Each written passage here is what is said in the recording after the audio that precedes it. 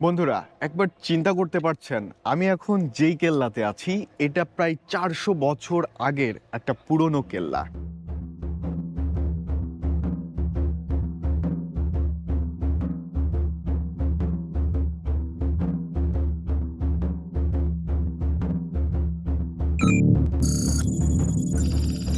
আজকে আমরা যেই দুর্গে যাচ্ছি এই দুর্গ সম্পর্কে হয়তো কেউই জানে না, হয়তো আপনিও জানেন না। এই দুর্গটিকে আড়াল করে রাখা হয়েছে, এমন একটি ঐতিহাসিক দুর্গ যেটাকে সংস্কার করা উচিত ছিল, সংরক্ষণ করা উচিত ছিল, মানুষের মাঝে যেটাকে আরো ভালোভাবে উপস্থাপন করা উচিত ছিল সেটাকে আড়াল করে রাখা হয়েছে। আজকে আমরা জানবো এই দুর্গ সম্পর্কে সকল তথ্য, এর ইতিহাস কি ছিল, এর পেছনের রহস্য। দর্শক, দুর্গে যেতে যেতে এই দুর্গ সম্পর্কে কিছু তথ্য আপনাদের জানাই। সময়টা ছিল সপ্তদশ শতক। মুঘলরা সবেমাত্র ঢাকাকে রাজধানী করেছে, কিন্তু তাদের শান্তি কেড়ে নিত ভয়ঙ্কর আরাকানি মগ এবং পর্তুগিজ জলদস্যুরা। তারা শীতলক্ষ্যা নদী দিয়ে ঢুকে পড়ত। রাজধানী লুট করাই ছিল যাদের প্রধান উদ্দেশ্য। মুঘলরা দেখল এই জলদস্যুদের রুখতে হবে গোড়াতেই, আর তখনই তৈরি হলো এক সামরিক মাস্টারপিস, এই হাজীগঞ্জ দুর্গ। অনেকে একে খিজিরপুর দুর্গ নামেও ডাকত। একবার কল্পনা করুন, নদীর পাড়ে দাঁড়িয়ে আছে একটি অসমান পঞ্চভুজ আকৃতির সামরিক ঘাঁটি। এর দেয়ালের কোণে কোণে বসানো ছিল কামান, আর অসংখ্য ছিদ্র বা ফোকর রাখা হতো জলদস্যুদের জাহাজে গুলি চালানোর জন্য। এর প্রধান কাজই ছিল শীতলক্ষ্যার এই পথটিকে শত্রুদের জন্য নো এন্ট্রি জোন করে তোলা। এই দুর্গ একা ছিল না, এটি ছিল আরো দুটি দুর্গের সাথে মিলে তৈরি করা ঐতিহাসিক ত্রিকোণ সামরিক বলয়ের একটি অংশ।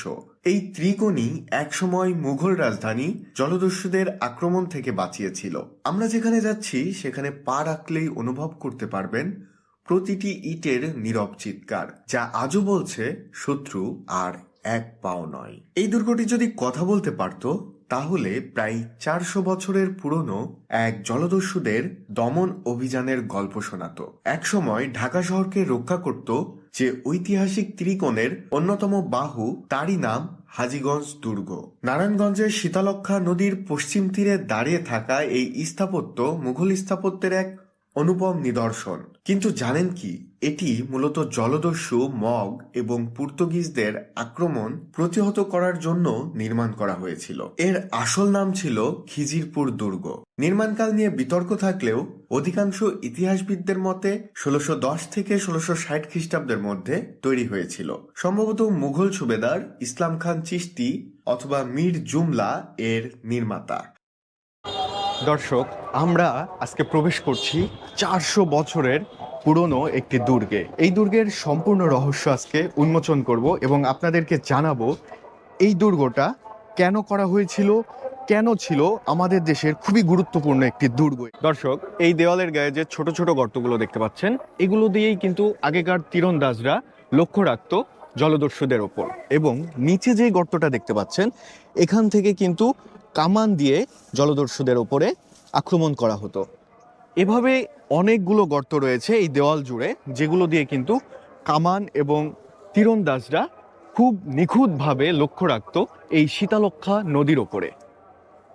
হাজীগঞ্জ দুর্গ ছিল একটি জলদুর্গ, অর্থাৎ নদীপথের সুরক্ষা নিশ্চিত করাই ছিল এর প্রধান কাজ। এটি নির্মিত হয়েছিল শীতলক্ষ্যার সাথে পুরাতন বুড়িগঙ্গার সঙ্গমস্থলে। এর নকশাটি বেশ অভিনব, যদিও এটিকে চতুর্ভুজ আকৃতির বলা হয়। এর বেষ্টন প্রাচীরটি কিন্তু অসমান বাহু বিশিষ্ট পঞ্চভুজ আকৃতির। এর আয়তন ছিল আনুমানিক 250 ফুট বাই 200 ফুট, যার মধ্যে 3টি বড় এবং 3টি ছোট এই বুরুজগুলো কামান বসানোর জন্য ব্যবহৃত হতো। প্রতিরক্ষা প্রাচীরের উপরে রয়েছে বন্দুক ঢুকিয়ে গুলি চালানোর জন্য তৈরি অসংখ্য ছোট ছোট ফোকর বা ছিদ্র।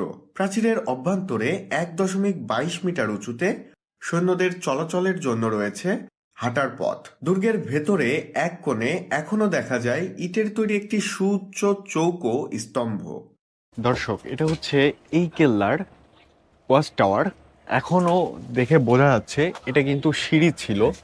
আপনারা একটু ভালো করে দেখলে বুঝতে পারবেন এটা মূলত এই ওয়াচ টাওয়ারের একটা সিঁড়ি ছিল।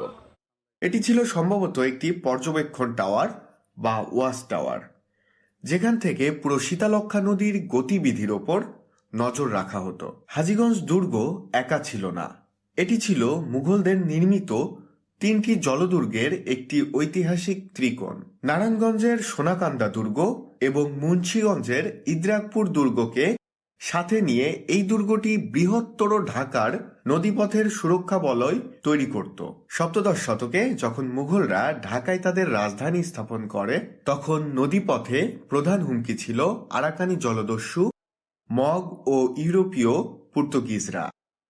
তারা সুযোগ পেলেই ঢাকা ও তার আশেপাশে লুটতারাজ চালাত। এই দুর্গগুলো মূলত ফায়ারবেস বা অস্থায়ী সামরিক ঘাঁটি হিসেবে ব্যবহৃত হতো। নদীর দিকের একমাত্র প্রবেশ পথই প্রমাণ করে যে জলপথের শত্রুদের জন্যই এই দুর্গ তৈরি।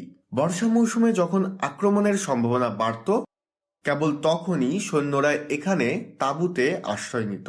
দুর্গের এই অবস্থান মুঘলদের বাংলার বিদ্রোহী জমিদারদের দমন করতে এবং দক্ষিণ পূর্ব বাংলার বাণিজ্য পথকে নিরাপদ রাখতেও সাহায্য করেছিল।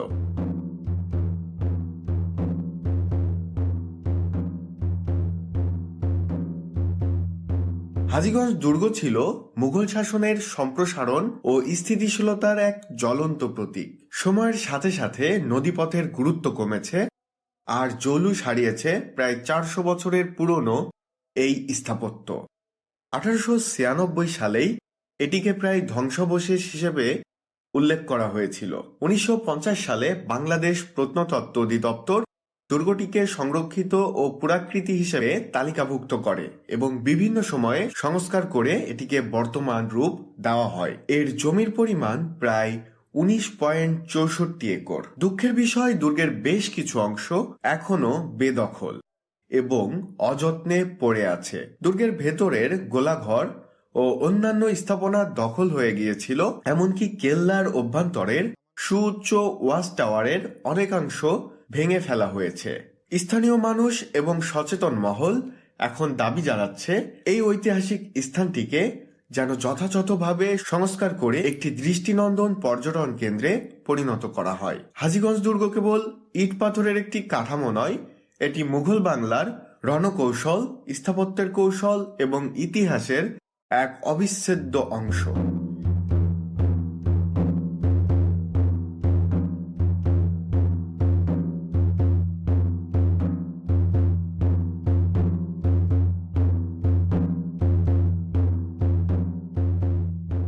এটি আমাদের মনে করিয়ে দেয় সেই সাহস, প্রতিরোধ আর টিকে থাকার গল্প। আপনারাও ঘুরে আসুন একবার, ঘুরে যান ইতিহাসের এই নীরব প্রহরীর কাছে। অনুভব করুন মুঘল আমলের পদধ্বনি।